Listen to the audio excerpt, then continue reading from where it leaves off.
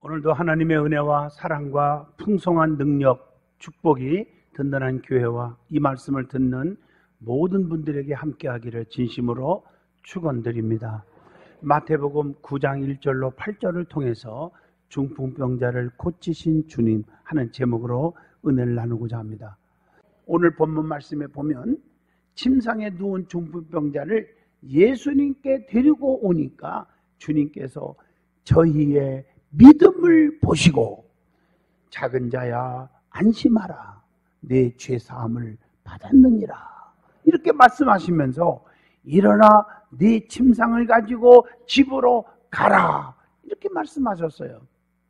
예수님은 중풍병자의 치유 이적을 통해서 병을 고치는 능력뿐만 아니라 죄사함의 권세도 가지고 계신 이 땅의 진정한 그리스도, 이 땅의 진정한 구세주 메시아임을 증명하신 것입니다.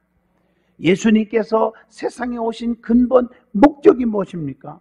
병을 고치거나 이적을 행하는 것보다 성도들의 죄를 사하시고 구원에 이르게 하는 것입니다.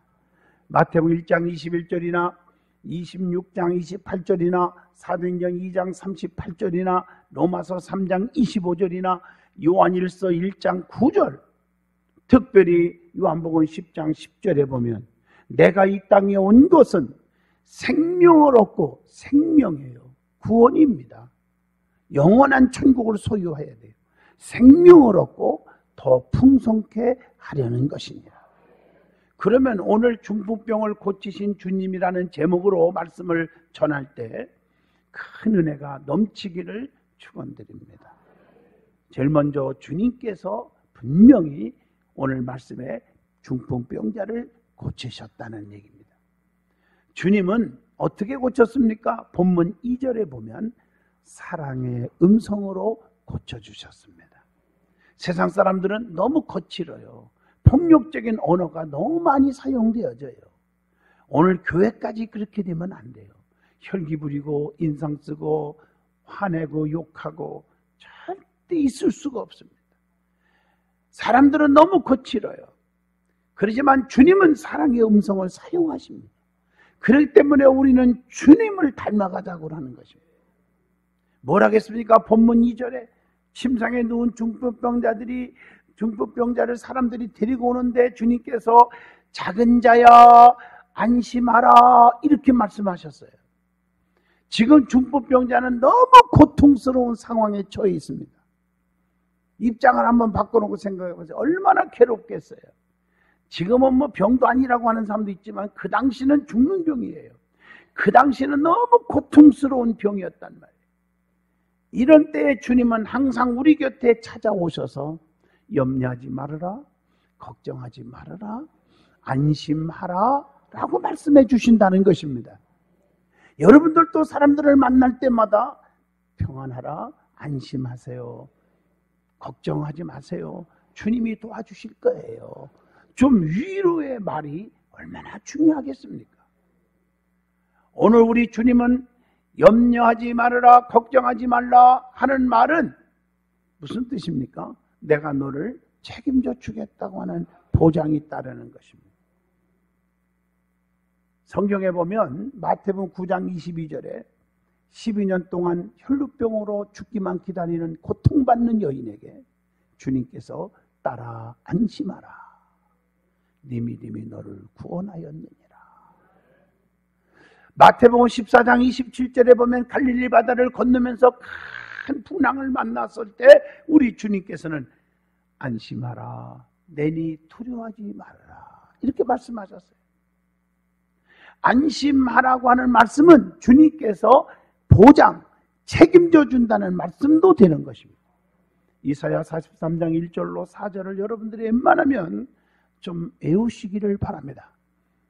열방 가운데 지명하여 불렀나니 너는 내 것이다. 네가 물 가운데 가도 침몰하지 못하게 하고 불꽃 가운데서도 사르지 못하게 하리니 대전 나는 네 여호와 하나님이니라. 내가 너를 보배롭고 존귀 여겨 주겠다 하신 말씀입니다.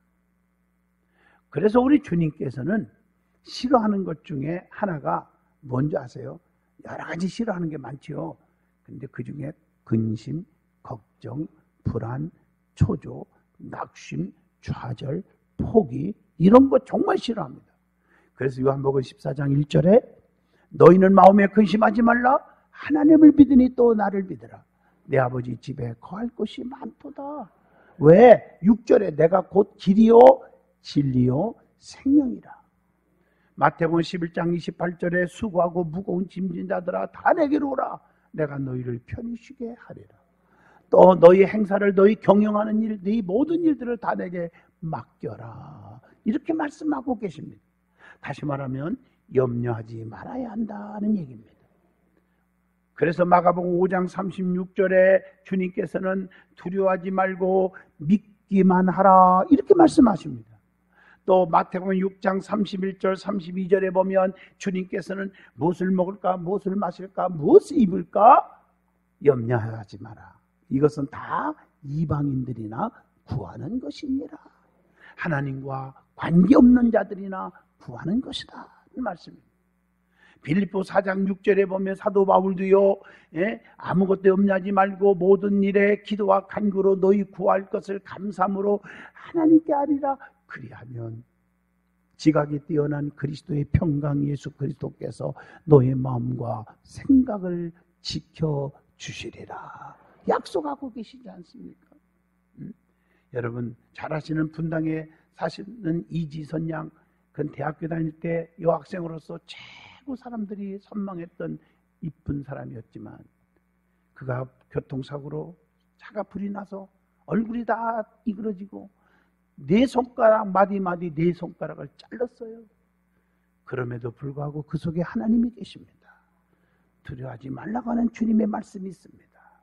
그래서 그는 그럼에도 불구하고 감사하고 주님을 사랑했더니 유학길이 열려지고 공부하고 와서 한동대학교에서 정교수로 그를 불러서 지금 교수하고 있습니다. 그럼에도 불구하고 두 다리가 부러진 어떤 사람은 그럼에도 불구하고 감사. 왜? 머리 안 다쳐서. 머리가 다쳤는데 뇌출혈로 2번 수술했는데 그럼에도 감사. 왜? 생명에 지장이 없다가니 감사합니다. 좀 더 주님을 위해서 전도하고 일하다가 주님의 부르심을 받을 수 있게 되어서 감사합니다. 멋있잖아요. 그럼에도 불구하고. 그래서 우리 교회에서 인사할 때 그러잖아요. 크게 잘 될 것입니다. 더 잘 될 것입니다. 그럼에도 더 잘 될 것입니다. 감사합니다. 더 감사합니다. 그럼에도 더 감사합니다. 그래도 감사합니다. 그 말이에요. 오늘 말씀의 본문 2절 보니까 첫째로는 부드러운 사랑의 말씀으로 사랑의 음성으로 대했지만 두 번째로는 내 죄사함을 받았느니라 라고 말씀하셨어요. 왜 주님께서 중풍병자에게 일어나 내 침상을 가지고 집으로 가라 그렇게 말씀하시기 전에 그들의 믿음을 보시고 내 죄사함을 받았느니라고 하셨을까? 베드로가 밤새도록 고기 한 마리 못 잡고 완전 실패했을 때 주님께서 말씀을 가르치시고 그물을 깊은 곳에 던지라고 하신 말씀과 상통합니다. 말씀을 가르치기 전에 은혜 받기 전에 그물을 던지라고 그랬으면 주님 앞에 대들었을 거예요. 믿음 없을 때는. 그러나 말씀의 은혜를 받고 나니까 인간적으로는 불가능한 얘기지만 깊은 곳에 그물을 던지는 순종의 사람이 되어서 기적을 이루었지 않습니까? 우리 주님은 육신의 병도 중요하지만 영혼의 병을 더욱더 중요하게 여기신 것입니다. 그래서 마태복음에 보면 특별히 영혼이 얼마나 중요한지를 가르쳐주고 있잖아요. 그래서 요한 3서 1장 2절에 보면 사랑하는 자여 네 영혼이 잘됨과 같이 내가 범사에 잘되고 강건하기를 내가 간구하노라. 영혼이 잘 돼야 돼요. 그래야 모든 게 잘 될 줄로 믿습니다. 그리고 나서 사도행전 2장 38절에 보면 죄 사함을 받을 때 뭐가 임해요? 성령이 임하시는 것. 너희가 회개하여 죄사함 받으라. 그리하면 성령을 선물로 주리니. 성령이 임하시면 병을 고치는 권능이 임한다고 고린도전서 12장 9절에 말씀합니다. 그리고 죄사함을 받는 길은 오직 예수의 피밖에 없습니다. 예수님은 우리의 모든 질병과 죄악을 짊어지시고 채찍에 맞아 피 흘려 주셨기 때문입니다. 이러한 예수님의 피로 인하여 우리가 모든 죄에서 깨끗이 나음을 받은 줄로 믿습니다. 그래서 이사야 53장 5절이 그가 찔림은 우리의 허물을 인하며 그가 상함은 우리의 죄악을 인함이라. 그가 징계를 받음으로 우리가 평안을 누리고 그가 채찍에 맞음으로 우리가 나음을 입었도다. 그리고 세 번째 주님의 말씀이 뭡니까? 6절에 일어나 내 침상을 가지고 집으로 가라라고 말씀하셨습니다. 침상을 가지고 집으로 가라는 말씀은 중풍병에서 다 나았다고 하는 나음받음을 선언하는 것입니다. 우리 주님은 우리의 모든 고통을 해결해 주시는 분이십니다. 시편 121편 7절에 보면 너의 환난을 면하게 해주신다 그랬고, 또 시편 121편 4절에 보니까 하나님은 졸지도 아니하시고 주무시도 아니하시며 눈동자같이 우리를 지켜주신다고 그랬어요. 또 뿐만 아니라 주님은 병든 자들을 고치셨음을 선언하셨습니다. 열문둥병자에게도 내 몸을 제사장 앞에 가서 보이라 하는 것은 내 병이 다 나았다는 선언입니다. 누가복음 17장의 말씀입니다. 주님은 모든 병을 다 깨끗하게 하시는 분입니다. 마태복음 8장 3절의 말씀이에요. 중풍병은요 이렇게 반신불수병인데 다 아시다시피 그 병에서 완전하게 하신 것, 하나님이 고쳐주신 거예요. 문제는 육체적인 반신불수가 문제가 아니고 오늘날 영적으로 말하면 영적인 반신불수가 많아요. 교회들마다 많아요. 요한복음 20장 24절로 29절 오늘 이 말씀을 들으면서 여러분은 깨끗이 낫기를 바랍니다. 신앙적으로 보면 반신반의하는 의심 많은 신자들이 많아요. 야고보서 2장 14절로 20절 인격적인 면에서 보면 믿음과 행함이 겸하지 못한 자가 많아요. 예? 앞으로는 믿습니다 하고 뒤는 의심덩어리, 앞에서는 사랑합니다 하고 뒤에서는 쑥덕거리고요. 처세면에서 보면 마태복음 6장 24절 한 사람이 두 주인을 섬기지 못한다는 말씀처럼 처세면에서 보면 너무나 양면성이 있어요. 잘못된 거예요. 주님과 세상을 겸하여 섬기는 자들이 많잖아요. 그러므로 오늘날 저와 여러분은 주님의 사랑의 음성을 듣고 모두 완전해 주시기를 바랍니다. 주님은 사람들의 뭘 보시고 고쳤다? 믿음을 보시고 고쳤다는 본문 2절의 말씀입니다. 사람들이 중풍병자를 데리고 주님께 나올 때 주님은 그들의 믿음을 보시고 고쳐주신 것입니다. 주님께서는 지금도 우리의 믿음을 보시고 병을 고치시고 문제를 해결해 주시고 소원을 이루게 해주시고 기도에 응답 주셔서 우리를 형통하게 하시는 줄로 믿습니다. 히스기야 왕의 눈물의 기도를 들으시고 15년의 생명을 연장해 주지 않았습니까? 열왕기하 20장 5절로 6절에 주님은 지금도 우리를 보고 계신다는 겁니다. 성경을 보면 주님께서 기적을 베푸실 때 몇 가지를 보시는 것이 있답니다. 첫째가 믿음, 신앙을 보신다는 거죠.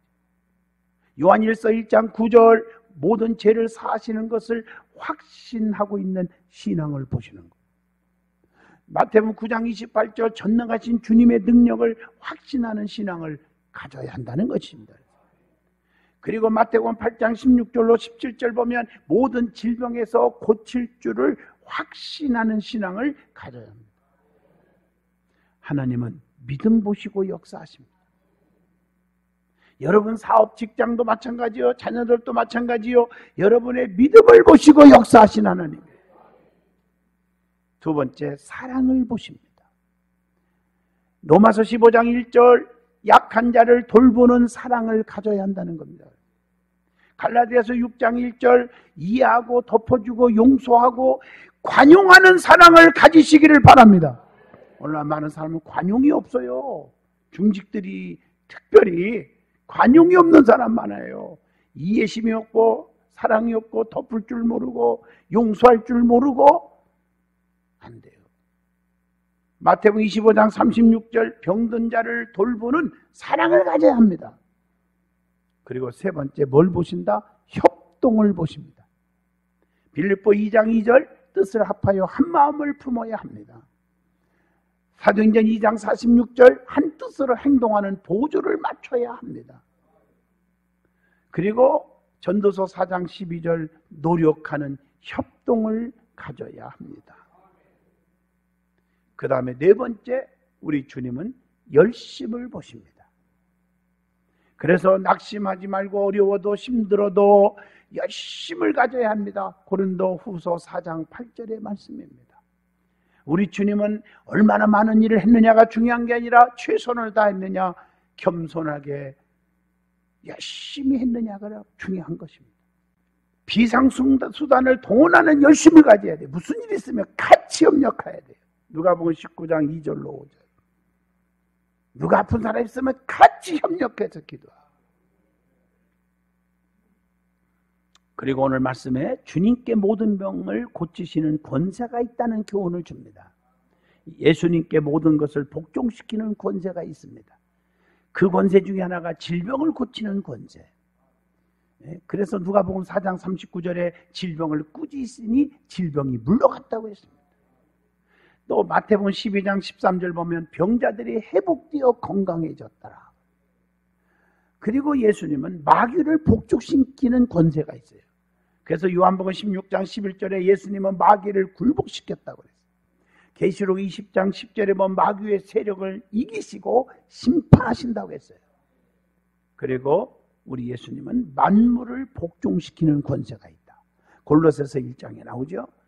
그리고 누가복음 7장 22절에 보면 죽은 자도 일으키는, 부활시키는, 사망도 복종시키는 권세가 있었어요. 그래서 예수님이 가지고 계신 것 중에 특별한 권세가 있어요. 그 중에 하나가 능력을 행하는 권세가 있다. 그래서 마가복음 9장 26절에 그렇게 나와요.